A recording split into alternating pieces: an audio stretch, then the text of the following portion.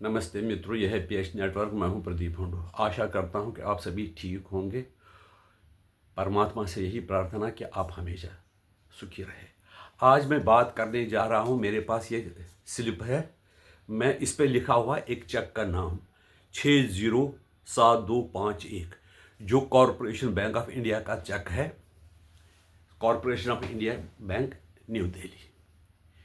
ये वो चेक है जिसका पेमेंट, जिससे जो चेक दी गई थी ओंकारेश्वर प्राइवेट लिमिटेड को, ये चेक एनकैश ही नहीं हुआ। ये चेक किसने दी थी? ये चेक दी थी स्काईलाइट हॉस्पिटैलिटी प्राइवेट लिमिटेड के मालिक रॉबर्ट वाड्रा ने। ये चेक कभी कैश हुआ ही नहीं। तो प्रॉपर्टी कैसे फिर बिक गई, ये भी अभी ये जो ईडी है वो भी पता कर रही है। और ये जो चेक उस कंपनी ने दी हुई थी, जिस कंपनी ने ये प्रॉपर्टी खरीदी थी, हॉस्पिटैलिटी प्राइवेट लिमिटेड ने, उसकी कैपिटल कुल 1 लाख रुपए थे। तो ये चेक किसी और नाम से दिया गया था, वो उस कंपनी के चेक से पेमेंट हुआ ही नहीं। अगर कोई व्यक्ति कोई चेक देता है प्रॉपर्टी खरीदने के लिए, उसको तो एनकैश करना पड़ता है। अगर ये चेक एनकैश नहीं हुआ, इसका क्या अर्थ है? कि ये बस चेक दिखावे के लिए था और पर्पज़ और ही कुछ था। पर्पज़ ये लगता है कि भूपेंद्र सिंह हुड्डा जो थे, जिस टाइम की मैं बात कर रहा हूँ, उस वक्त भूपेंद्र सिंह हुड्डा हरियाणा के मुख्यमंत्री थे और ये प्रॉपर्टी खरीदी गई थी गुड़गांव में। गुड़गांव में ओंकारेश्वर जो प्राइवेट लिमिटेड, उस पर बताया कि दबाव डाला गया था कि ये आप प्रॉपर्टी बेच दो, और उसके लिए उसको ये कहा गया तुम्हें हम जो हरियाणा में लाइटिंग वगैरह की करनी उसका आपको ठेका देंगे। अगर तुम नहीं खरीदोगे, तुम अगर नहीं बेचोगे, तो तुम्हारे खिलाफ हम कार्रवाई करेंगे। बाद में ये बात भी पता चला है कि हरियाणा में भ्रष्टाचार चलता था। ये मेरा स्टेटमेंट नहीं है कि अर्जुन सिंह है, जो पहले कांग्रेस में हुआ करते थे, वेस्ट बंगाल से हैं, फिर टीएमसी में शामिल हुए और उसके बाद बीजेपी में है इस वक्त है।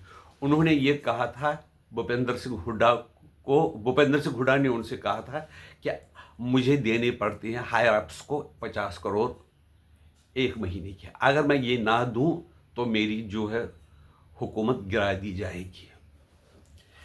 ये कुछ मामला सब गोल गोल घूमता दिखाई दे रहा है। ये प्रॉपर्टी पहले जो स्काईलाइट हॉस्पिटैलिटी लिमिटेड थी उसके पास आ गई है। 3.5 एकड़ के प्रॉपर्टी बता रहे हैं, और वो प्रॉपर्टी बाद में 58 करोड़ में डीएलएफ को बेची गई। डीएलएफ और स्काईलाइट की जो डील है वो बिल्कुल नॉर्मल है। उन्होंने पैसे दिए, प्रॉपर्टी खरीद ली, क्योंकि प्रॉपर्टी स्काईलाइट की हो चुकी थी। लेकिन जिस कंपनी की जो कैपिटल 1 लाख होगा, तो वो ऐसे बड़े अमाउंट का 7.5 करोड़ की का चेक क्यों देखा है? बता रहे हैं, इसमें लोगों का कहना है कि इसमें कुछ हेरा फेरी हुई है और ये कुछ उसको गड़बड़ घोटाला का नाम दिया जा सकता है। ये प्रॉपर्टी है, ये चार्जशीट जो 17 जुलाई ईडी ने चार्जशीट कोर्ट में दायर कर दी, उसके अनुसार ये बातें निकल के आई हैं। बाकी ये ज़बानी वगैरह कोई बातें नहीं है। और दूसरी बात है, ये इसमें बताते हैं कि इसमें करप्शन हुआ है। ये दरअसल जो ये प्रॉपर्टी ली गई थी वो कम कीमत पर ली गई थी। उसकी जो वैल्यू थी वो बहुत ज़्यादा थी, और जो सेलर था उसको उसके लिए कुछ इनडायरेक्टली तरीके से, नाजायज़ तरीके से फ़ायदा भी दिया गया।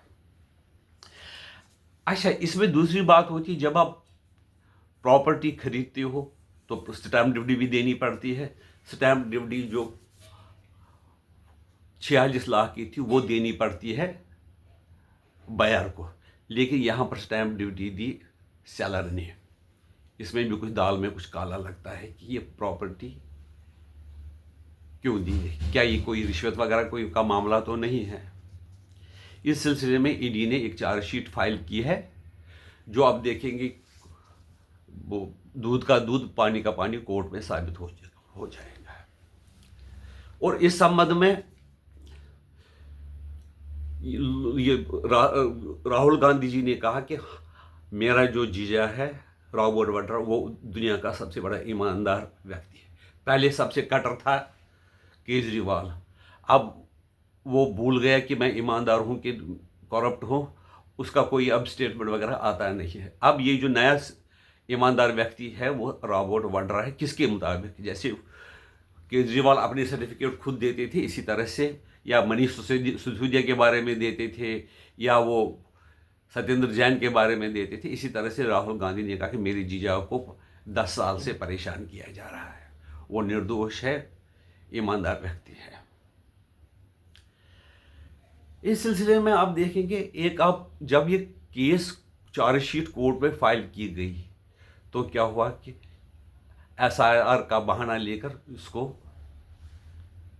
देश में एजिटेशन करने का काम शुरू किया है। गिरफ्तारियां दी, कल दी गिरफ्तारी दी, ताकि ये जो चार्जशीट वाले केस है जब उस पर कॉग्निजेंस कोर्ट लेगा तो ये एक बड़ा इशू न बन जाए, वो बड़ी न्यूज़ न बन जाए, इसलिए एसआईआर करके वो दिखाया गया, जो फिर एटम बम की जगह सुतली बम, वो जो फटा ही नहीं वो बम निकल गया है, जिसमें एक आदमी को बताया गया था 4 जगह नाम है, तो वो उसकी गलती है, तो इसमें इलेक्शन कमीशन क्या करेगा? आप जो करोगे तहकीकात जो होगी, इसीलिए तो जो बहुत पहले गलतियां हुई है, जो जब से इलेक्शन कमीशन ऑफ इंडिया बने हैं, उसमें जो मुलाजिम होते हैं वो स्टेट गवर्नमेंट के होते हैं, सेंट्रल गवर्नमेंट के होते हैं, उनको दूर करने के लिए जो मोदी जी ने आधार कार्ड तो मनमोहन सिंह सरकार में ही शुरू हुआ था, लेकिन उसको कंपलसरी नहीं किया गया था। आधार कार्ड को बेस बनाया गया था मोदी सरकार के टाइम पर, जिसके कारण ये पता चला कि किसके 4 है, 2 4। इसीलिए एसआरआई की ज़रूरत है, स्पेशल इंटेंसिव रिव्यू की ज़रूरत है इलेक्टोरल रूल्स की। लेकिन कांग्रेस ये नहीं चाहती है। वो दूसरा है इनका वो चमचा तेजस्वी यादव है, ममता बनर्जी भी नहीं चाहती है। वो क्यों नहीं चाहती है ये तो आप समझ सकते हैं कि वो चाहती है कि ये बंगाली भाषा बोलने वालों पर हमला है, यानी बंगाली चाहे अगर वो बांग्लादेशी हो, रोहिंग्या हो, उससे कोई उनको मतलब थी। वो हिंदू बंगाली का मकान जलाए, उसके मंदिर जलाए, उसकी भी उसको ममता बनर्जी को कोई चिंता नहीं है। ये तो एक मामला हुआ। इसका मतलब है, इसको मैं जोड़ना चाहता हूँ, ये जो सर मूवमेंट है और भ्रष्टाचार मूवमेंट है। तीसरा ये है कि केरला में एक एमपी है जिसका नाम है प्रियंका वाड्रा, जो कि रॉबर्ट वाड्रा की पत्नी है। उसके खिलाफ भी केरला में एक मुकदमा चल रहा था। जब वो इलेक्शन जीती थी वायनाड में, तब जब उसने फॉर्म भरा था तो उसमें देना पड़ता है कि मेरे पास क्या क्या प्रॉपर्टी है, अचल और चल संपत्ति, मूवेबल और इमूवेबल प्रॉपर्टी। उसमें उनकी एक प्रॉपर्टी 39.7 एकड़ ज़मीन वो हरियाणा के अमीपुर गांव में है, फरीदाबाद के अमीपुर गांव में है। वो एफिडेविट में उन्होंने दिखाया नहीं है, जो कि भ्रष्टाचार के मामले के अंदर आ रहा है। इसलिए उस पर भी कोई केस चल रहा था। ये सब केस न्यूज़ ना बने, तो इसलिए सर का सहारा लेना मजबूरी हो गई। सर यानी सर नहीं, सर जिसको बड़े बड़े को सर बोलते हैं, वो सर है स्पेशल इंटेंसिव रिव्यू। आपकी राय इसके बारे में क्या है, हमें बता दीजिए। ये जो चेक है इसके बारे में आगे और भी जानकारी हमें मिलती रहेगी, लेकिन ये चेक नंबर आप याद रखना, 607251, corporation bank of India, new Delhi. हमें आपसे उम्मीद है कि आप हमारे चैनल को सब्सक्राइब करेंगे, वीडियो को लाइक करेंगे और ज़्यादा से ज़्यादा शेयर करेंगे। वंदे मातरम, भारत माता की जय।